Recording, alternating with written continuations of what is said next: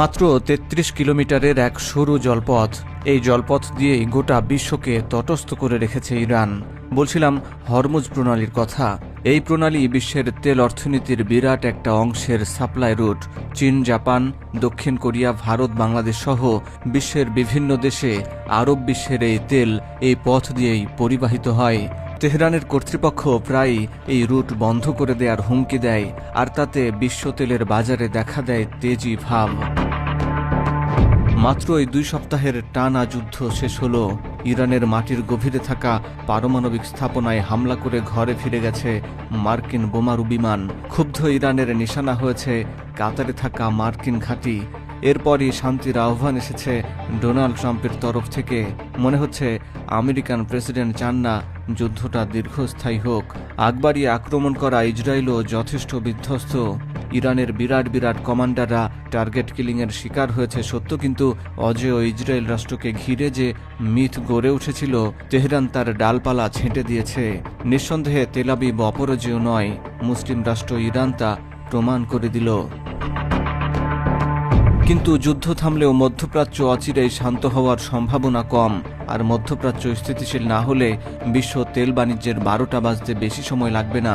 আরবদের তেল যে পথ ধরে এশিয়ার বড় বড় মার্কেটে প্রবেশ করে, সেই পথের চাবি ইরানের হাতে। আলোচিত এই পথটি হল হরমুজ প্রণালী। ইরান হুমকি দিয়েছে প্রয়োজনে তারা এই প্রণালী বন্ধ করে দেবে। ইরানের পার্লামেন্ট এরই মধ্যে তার অনুমোদনও দিয়েছে। বাকিটা নির্ভর করছে দেশটির সর্বোচ্চ নিরাপত্তা পরিষদ কিংবা নেতার হাতে। হরমুজ প্রণালী কেন এত গুরুত্বপূর্ণ? এই পথ বন্ধ করে দিলে বিশ্ব অর্থনীতিরই বা ক্ষতি কি? হরমুজ প্রণালী পারস্য উপসাগরে যাওয়ার একমাত্র সামুদ্রিক প্রবেশপথ। এর এক পাশে ইরান, অন্য পাশে ওমান ও সংযুক্ত আরব আমিরাত। এ প্রণালী দিয়ে প্রতিদিন বিশ্বের মোট তেলের 20% পরিবাহিত হয়। সংখ্যার বিচারে যা প্রায় 2 কোটি ব্যারেল। হরমুজ প্রণালী পারস্য উপসাগরকে ওমান উপসাগর ও আরব সাগরের সঙ্গে যুক্ত করেছে। ভৌগোলিকভাবে বলতে গেলে প্রণালীটি পারস্য উপসাগরকে সরাসরি ওমান উপসাগরের সঙ্গে যুক্ত করে এবং সে পথ ধরে জাহাজগুলো আরব সাগরে তথা ভারত মহাসাগরে প্রবেশ করে। হরমুজ প্রণালীর সবচেয়ে সরু অংশ 33 কিলোমিটার চওড়া, তবে জাহাজ চলাচলের পথ আরও সরু, সেটা মাত্র 3 কিলোমিটার চওড়া। এই পথ বন্ধ করা ইরানের জন্য মামুলি একটা ব্যাপার।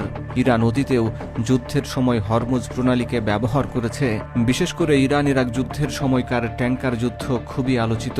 তবে ইসরায়েলি হামলার পরও ইরান এখনও এই পথ বন্ধ করেনি। তেহরানের হুঙ্কারের পর সোমবার পর্যন্ত তেল পরিবহন করে এমন অন্তত 5টি